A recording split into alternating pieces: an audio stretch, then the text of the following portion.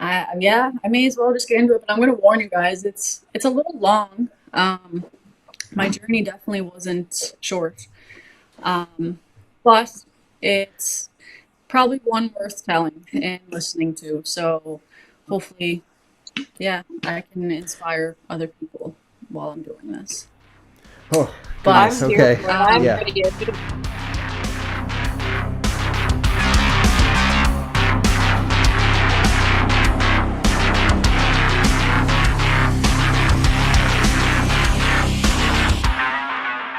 All right, everyone. Welcome to Bodybuilders Amateur Hour.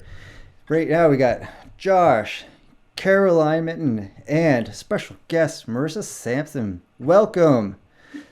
So before we get started, I just want to remind everybody to like, subscribe, and For all those people out there watching this, I highly recommend you click the bell button for some notifications on our fabulous podcast. oh, that was perfect. Well done. Way better than I could have done. Good job. That's why we have you on here. There we go. I'll mhm. think of something funnier next time. That wasn't as funny as I thought. It was like more chill. And I was like, all right, motherfuckers, you better. It's like hit it, do it. Nope, perfect. Everyone will listen to you more than listen to me anyway, so it's fine. We'll see. Maybe. No, it's your podcast. I highly doubt that. We're just here. All right, so Marissa, what's happening? How are you doing? What's going on? I'm good. A little tired right now. Had a bit of a long day. Um, Trained, had a posing client today, my first one today, so that was pretty big milestone for me. Then did my own training and then got my daughter to bed and everything and whatnot. So it's been a bit of a long day. That's a busy one. That is Yeah. that is busy. So posing, you did your you are you working with the Nova Scotia posing, or are you doing your own thing? I'm kind of like teamed up with them. I'm super close with all the Nova Scotia posing members, and I actually traveled. I was up with them yesterday. Nice. They had a They had a seminar, very and it big. was They awesome. had It a was very such a big nice showing. turnout. So nice to see so many people coming together for the bodybuilding community. Yep. But what I'm doing here is more of like an entry base. Like there's a lot of people that are interested in competing in Cape Breton, but there's no classes, anything, and the closest thing would be Halifax, which is 5 hours away. It's a long Um, drive for a posing seminar or class. Yeah. yeah, That's try some, driving there and back in one day. that'd be Yeah. some commitment. Um, but yeah, I told them that I was going to start doing classes around here, and it's more so just to get the girls comfortable in heels first, because that's always, the very first step. Just get them confident and whatnot before we get into the posing and transitions and everything. But hopefully get them into that, and then I'll be sending them to Halifax to continue with the Nova Scotia posing. So No. I'm Very excited for Walking that. nice. in I'd love to heels. see the bodybuilding community grow a little bit more around here. So Heck yeah, and walking in the heels, getting comfortable in the heels, that's a huge, huge underestimated part of it.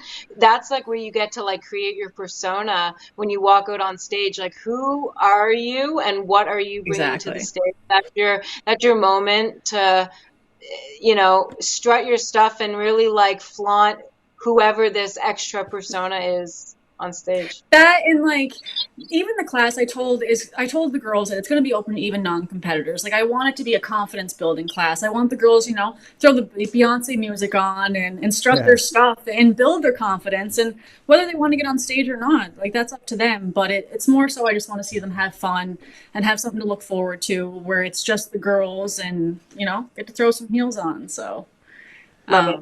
I think it'll be good. There's a lot of people interested in it, and yeah, I think it's going to be a really good turnout for sure.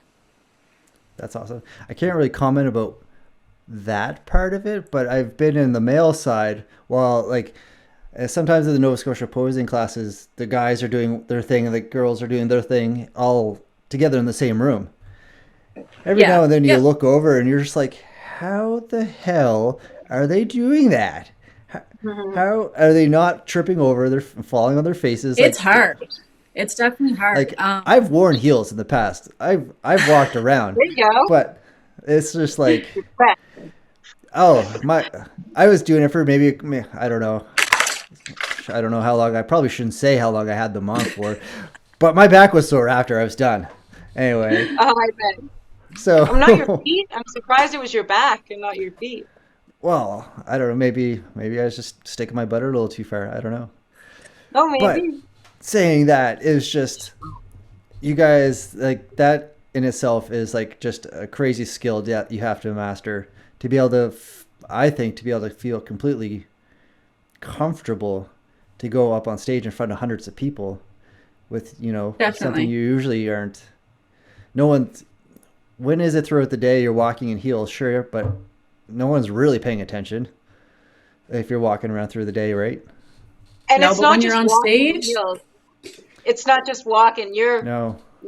walking. It's I don't walk. Oh my gosh, could you imagine walking down the street in high heels Like, as you would maybe normally do, but like as if you're walking across the stage? You know what? If you don't do people that, would, you should do that from now on. Just slap on a pair of heels and just, go down the sidewalk, and that's your fucking sidewalk. you own it, right? Yeah. Have your well, partner trust down me, at the end hand you a medal after you finish, Yeah, after you I cross started the, I wearing would expect heels that. in my gym, like in the back room, right? and that was definitely a change in pace for people in my gym. They weren't used to seeing someone in heels in the back room, hitting some poses. So when I started doing that, I definitely got quite a bit of looks, and I definitely Yes. stood out like an elephant. But you know what? Now it's normalized. Now they don't even blink an eye. There's other girls I see going in the back with heels now, and I'm like, good. That's Someone good. just had to Right. start it, right? You started it. It's like, yeah, you just helped everybody feel a little bit more comfortable. Right? Exactly. Just Yeah. always takes the one. You're going to be watched and judged on stage. I go to the gym. I'll walk right through the gym in my heels, like smile and everything. Got the chest out, and people are looking. And it's like I'm conditioning to myself to on stage. It's the same. Exactly. That's It's the It's all awesome. part of mindset, it. really. Yeah, it is the same. It is the same. Oh, that's that's awesome. So where do you normally train at? Because I met you at Fitness Um, FX. so I'm a bit of a gym junkie. I won't lie. Like, I'm not one to go out and party. I'm not one to drink or anything like that. My type of fun is exploring new gyms and looking for new equipment Amazing. and things like that. So I have several gym memberships. Oh, But my A my home dream come base, true for me. yeah. pardon? A dream come true. It's Oh, which gym shall I go to today? yeah, I don't got It much of depends a on the life. workout. That's It depends true. on the workout. That makes a big difference. But my home base is Platinum in Sydney River. They have 3 locations, so it's nice because you're one membership you can use at all 3 locations. Um, so I like to jump around from there. And Perry's is also another one I go to around here. That's more of an old school gym. Some of the equipment there you just can't beat. It Nice. is a bit of a travel, but it's worth it. Um, and yeah, I'll truck to Halifax on the weekends to go to FX because that's the mecca of all gyms in Nova Scotia. It really is. Yeah. Um, so to me, if I want to push myself and I want to be better, then I need to go the extra mile. And that might be several. It might be. Yeah. Might be several extra miles away, but yeah. But sometimes that's what it takes, right? You got to train with people that are either, that are on your level, or, with people that you may feel that are better, so you can learn and get pushed too. Absolutely. Not saying that they are, but if it's all the way you look at it. Well, the way I see it is if I want to grow and if I want to reach my goals, which is to become a professional bodybuilder, then I need to look up to professional bodybuilders and I need to follow their footsteps and be surrounded by people that are going to force me to grow. I don't mean to put Cape Breton down, but there's no one here forcing me to grow. Yeah. I walk in the gym and I get looked at like I got 20 heads because I am nonstop. I take my glasses off, headphones are on, my head's down, and I go to work. Um, Nice. and it's intimidating to some people. But I go to Halifax and I go to the Mecca of gyms, and I'm like, I feel like I'm at home, and I see other people, pushing me, and not only that, but there's professional bodybuilders up there. There's Emma up there, there's several professional bodybuilders up there. So being surrounded by them, you can't beat that. Like, Yeah. how else am I going to force myself to grow? If I want to be that, I need to be around that. Yeah, So that's to fair. me, Immerse it's worth yourself. it. Hmm. Full That's- immersion. Yeah. Oh, that's wonderful. I love the mindset. It's just so refreshing to hear. It's like that's fantastic. So that kind of brings me to like one of our first questions. You mentioned about you wanting to grow and becoming better. I got it. They're all kind of here. They're all on my phone. I didn't get to put them over onto the I computer can't believe yet. you got so many questions. I think that's awesome. It makes me so happy to know that there's that many people interested in my story and just my Yeah. journey and everything. So We're going to get a couple questions in. Then you said you had a really interesting story to tell us. I'm really curious about that too. yeah, I've been really forcing myself to step outside my comfort zone and just grow as an individual in the last year. And a big thing that I've come to accept is that my past is something that I need to be more open about and kind of share my journey more, because the more people that hear about it, they're kind of amazed and shocked, and they think that I should be telling a lot more people about it because it's really inspiring. So I've changed my perspective on what I've been through, and I see it more as a strength, not a weakness anymore. So when you came up to me in the gym and you asked me to do the podcast, believe it or not, I actually told myself the night before that if an opportunity came to me, I was not going to turn it down. And I'm not joking, Josh. It came to me the Really? next freaking day in the gym, and I was like, yeah, It's- sure. I was like, I never thought I'd say yes to doing a podcast, but just the timing and everything, I was like, I need to get comfortable being uncomfortable. That's So all about that's bodybuilding in itself too. exactly. Yeah, that's a good lesson Yeah. for everyone. But It's yeah, good to have so people that I you can relate to. agree, Mm-hmm. and, yeah, I've been excited for it ever since. So on this podcast, like Bodybuilders Amateur Hour, it's really about helping people to get to the next level, right? To getting information out there, to knowing it's okay to be uncomfortable, to knowing that you're uncomfortable going through the process, and if someone else is doing it for the first time, and it's going to be okay. If they're uncomfortable, it's normal. You're not alone. People are not alone in this, right? And The more maybe you, someone, the more you tell your story and the more things you like tell people about your past, and like I share like the things that I've went through, the more people will listen, the more people can relate to you and you can relate to them. And Yeah. it's so nice to have someone out there that kind of knows how you feel, or people that are watching this and they're uncomfortable, but maybe they haven't even started their journey yet, or it could be just something unrelated, but yet you can just the way you feel. It's just nice to have people that understand Yeah. you. yeah, Well, in my opinion, if my story can open other people's minds to the possibility that they can use bodybuilding as a way to become healthier and kind of squash the stigma behind bodybuilding being this like ego, muscle dummies, Yeah. if we can squash that along the way, like that's awesome. It's definitely worth me telling my story. All right. So I was going to jump into some questions first, but let's just get right into it. Like, screw the questions. Let's get. Oh no, and I feel like the questions could relate Well- to some of the stuff I feel like we would talk about. It might help Yeah. lead us in. I like some of those questions. Well, we will get to the questions for sure. I'm just like, do you want to Okay. do you want to go through the story a little bit, then finish off with some of the Right. viewer questions, kind of like lighten it, like see where we're going here? I'm do you down wanna- for that. Or do you want curious to do you about want to the start story off too. and warm up, and we'll throw some questions at you, then we'll get into it. What do you feel? Sure. just- Yeah, I may as well just get into it, but I'm going to warn you guys, it's a little long. My journey definitely wasn't short, um, but it's probably one worth telling and listening to. So hopefully, yeah, I can inspire other people while I'm doing this. Oh, I'm goodness. But here Okay. for it. I'm Yeah. ready. I should have had some talk. all Let's right, do it. so I guess I'll start off by saying that, like, the reason why I got into bodybuilding is because of my health. I was born with rheumatoid arthritis.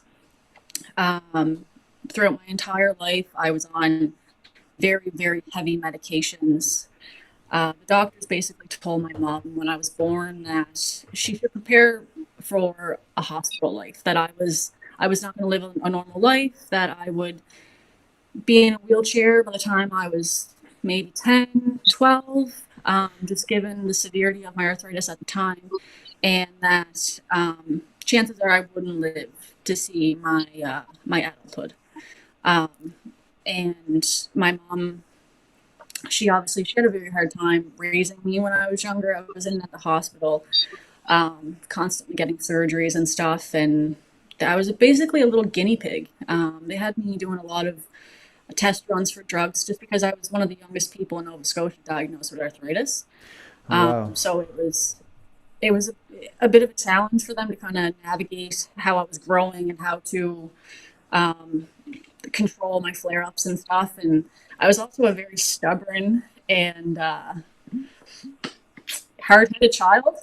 And even though I was on all these crazy medications and stuff, and they were telling me like my bones were weak and that I couldn't be out in the sun and stuff, I was still a kid, and I still want to, go out and play and make friends. Um, so it was hard growing up.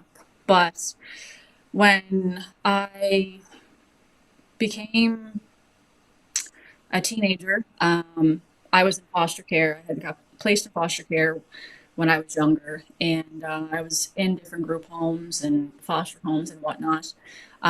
But basically, there was no room in foster care. Uh, it was overpopulated, and I was also a kid with a bunch of health problems, so they didn't really want to deal This with was me and the still cover back in Cape and Breton. the costs and everything. Yeah. Um, so they had put me in independent living when I was 16. Oh, And wow. when I was 16, I moved out on my own. I was a kid. I didn't know anything about Yeah. diet. I didn't know anything about like what I should be doing to control my arthritis or how to help it. And it got really bad to the point where it spread to my eyes. And the doctors told me that I had went through all the medications they could give me. I was on methotrexate, Humira, Enbrel, Celebrex, and they basically Celebrate. told me my last resource was Remicade, which is an IV that you have to go up to the hospital every week, and you're up there for several hours getting this IV in you. It's a transfusion, and they were basically telling me like that was the only thing I had left to take, and that I was going to go on disability, and basically that my arthritis was taking control of my life, and that I had to accept it. And I said no, like I'm a Holy kid, and Jesus. Yeah. this is not the life I want to live. And I said there must be something I can do. And they said, no, you can't play sports. You can't even work. Like your arthritis is really bad right now. Like you're going to go blind.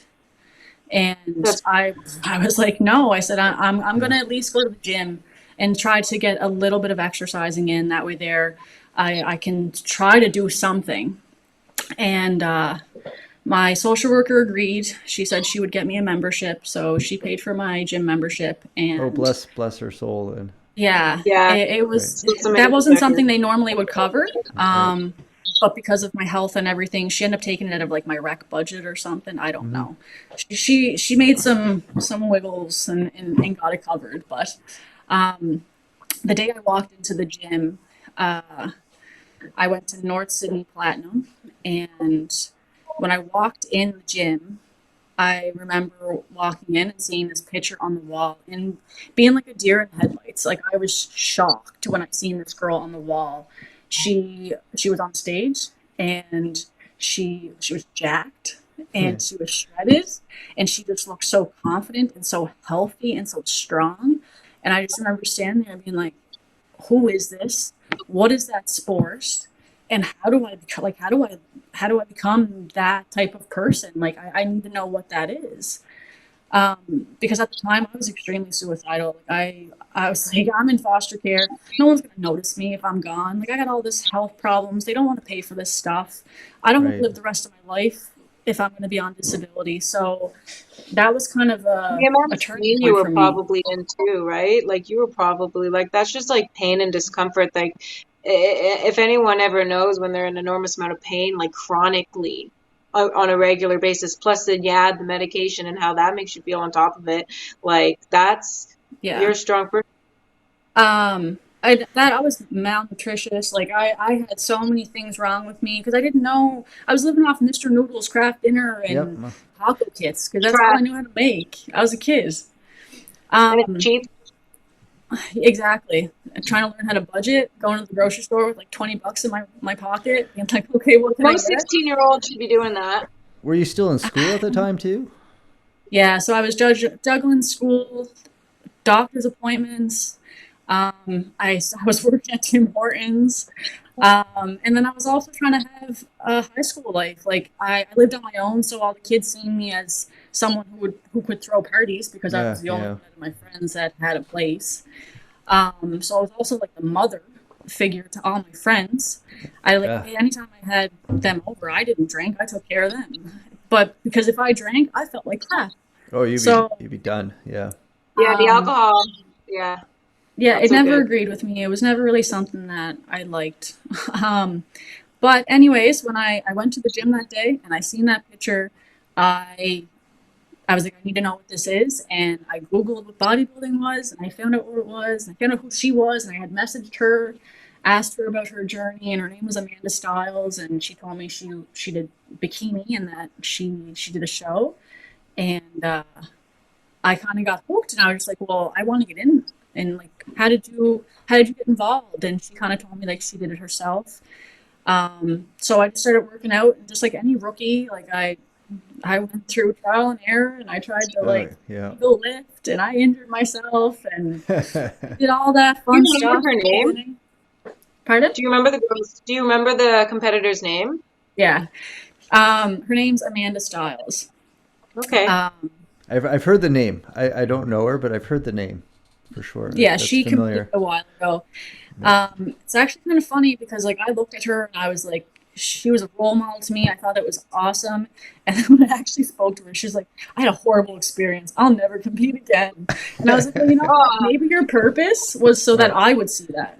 Like maybe that was the reason why That's you the didn't compete, because university. you didn't have a good Yeah, experience. yeah. the universe. Yeah, Um, I The agree. universe put it out there, right? yeah. And just I'm made Definitely not that did. gonna happen. lie. I'm a very strong believer in the law of attraction. What you That would think be you it. attract. Things happen for you, not to you. I got a visual board, everything. You'd be surprised what I have on that board already. um, but yeah, so when I spoke to her, I kind of got some information on how to get into it, and then I got into it myself. Didn't know anything. Jumped into a show. My first show, there was like 40 women in my category. I made Holy second moly! callouts, but I remember being like backstage and being like, "Holy crap! Did I ever get humbled?" Because these women have years worth of muscle on Yeah, me. Like it's not even like they're bigger than me. They have years worth of mature muscle on me. I was like, I'm nowhere near that. But I knew that when I got back on stage that I was going to make a redemption and I was going to make sure that I built my body to how I wanted it before I got back on stage.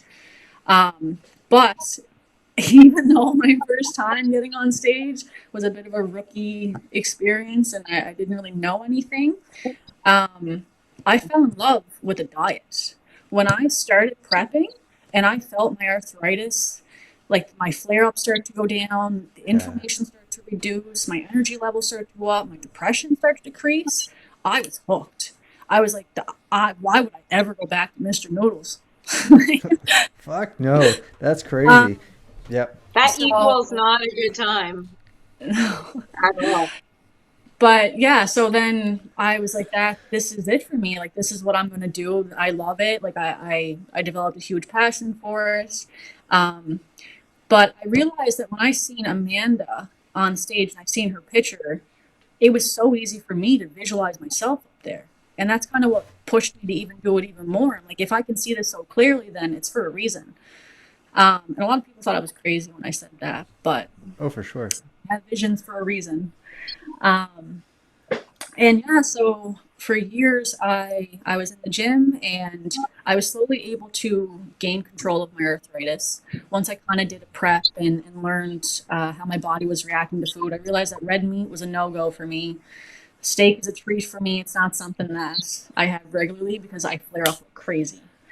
Still to But this I day? didn't realize that until I did prep. Okay. Um, so for years I was kind of just like maintaining it, and then um, I went to my doctor and I had told them that I wanted to become a mom. And they said that I was on methotrexate and that that wasn't possible, that it was a class X drug, that this is something I was going to be on for the rest of my life. And I said, no.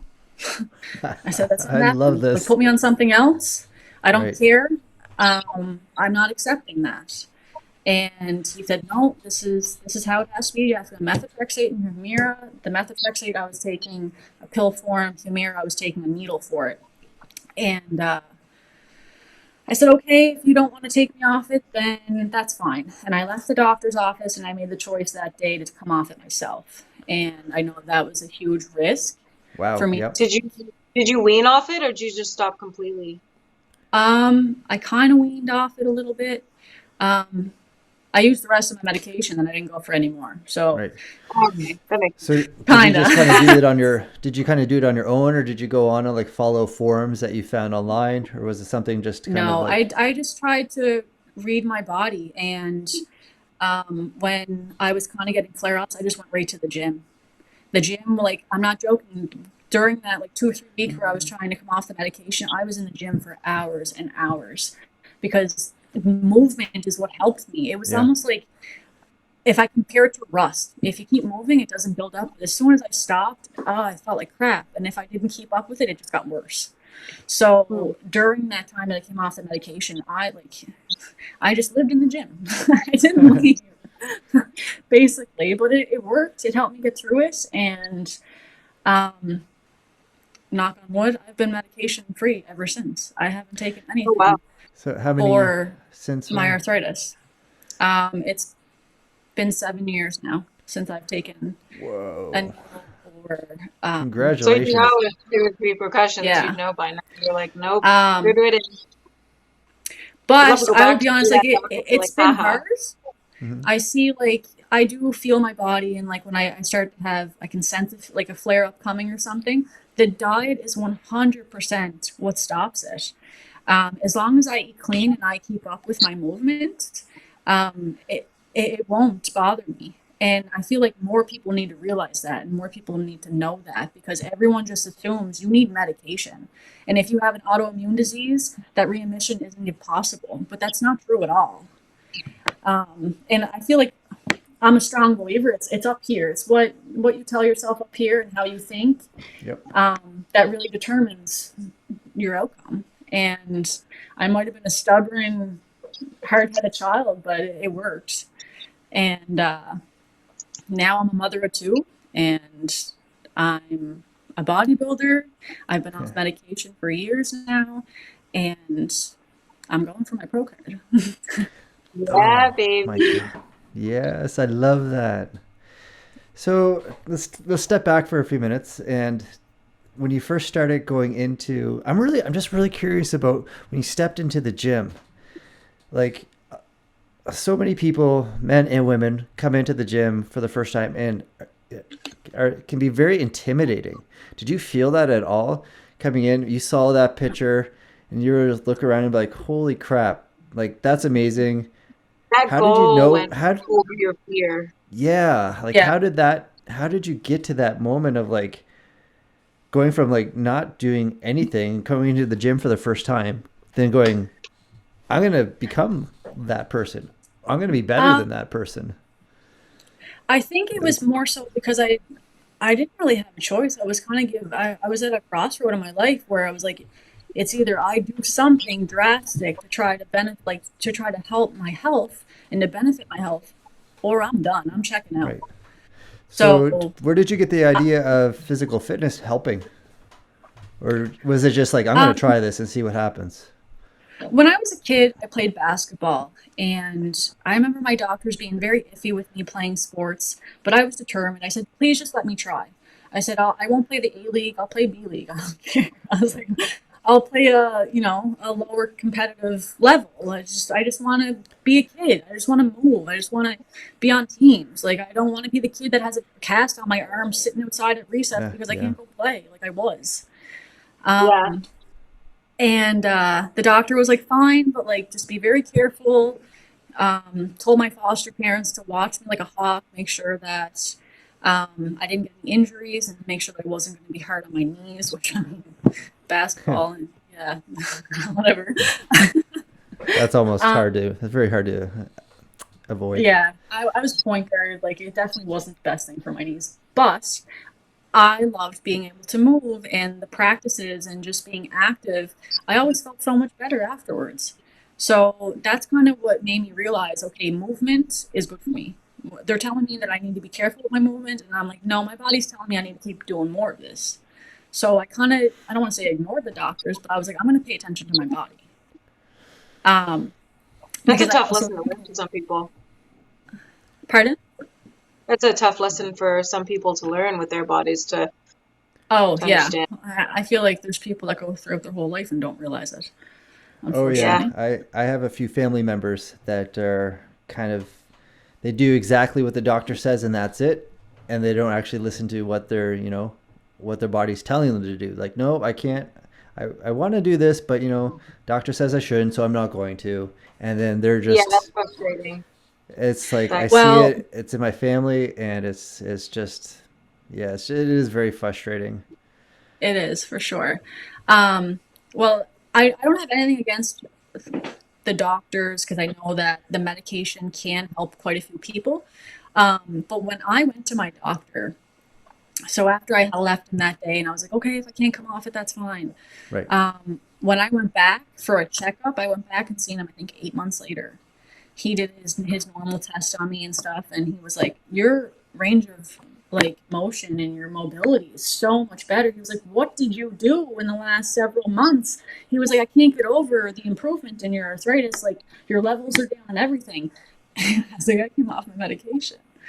And he was like, what? It's like, He's like, you, I yes. did not tell you to do that. What do you mean? And I said, you're telling me it worked. And he was like, well, then I don't need you as a patient anymore. And he dropped me. oh, And I was like, oh, you're not making money on me anymore. Exactly. Oh, that is 100%. awful. A What the It hundred was hell? like funny percent. how that works. Like he probably didn't want to. Did he ask any other questions? Did he want to hear your story? Did he want to like Nope. know like I haven't what talked to him was since. like? Does he want to know I like well, your I wouldn't secrets for so he can sure. I pass? would. He might be able to pass that along to other people. No, because No, they don't make money off of that, right? exactly. Like they can't. That's a They're not selling gym memberships and they're not getting a commission, so they're not gonna bother. Oh, that makes me so mad. I I've know. yeah. I've That's heard a few stories about. Oh, okay. I digress. Sorry. Yep. whoa, But I mean, whoa, that slow pushed me down even there. more to continue with fitness and Right. whatnot. Yeah. That's wild. Okay. So when you were What's fun training, about? for the first time there, the first couple months, did the training cause pain, or was it like it felt good right away? Except for maybe like when you're like very beginning and hurting yourself and trying to Yeah, I figure was it just out. gonna say it was a little bit of both because I was still brand new to the gym. I didn't know what I was doing. It was probably a big part of why I was in there for hours is because half the time I was just playing around trying to figure things out. Um, but cardio definitely like I was always told to like worry about my circulation and to get my heart rate up and everything before I got into weights. So even when I first started the gym, I always went right to the elliptical or something that wouldn't be hard on my knees because when I did first go to the gym, my knees was the worst thing on me. My Right. knees flared up. I had to get my knees drained. I don't know how many times throughout my life. Um, so I always had issues with them. So I went right to the elliptical just because that was easier on me. And then I would kind of get into the weights. But in the beginning, I didn't know what I was doing. So I'd go try to deadlift and didn't have the right form and try to, deadlift a bunch of weight. And then I'd injure myself and I'd go home and I'd be in pain for a couple days. And like, no, I got to get back into But it. you still go back. Back to the gym. And yeah, it was definitely trial and error for a couple of years. But I still always had more benefit than I ever did, negative. So I always kept going back. It didn't matter. Oh, Perseverance. Yeah, definitely. Gotta 100%. have it if you can be a bodybuilder. It's a requirement on your resume. Yep. I don't think people realize the amount of mental growth you have in this sport and the level of mental Perfect. strength you need to have Yeah. to do it.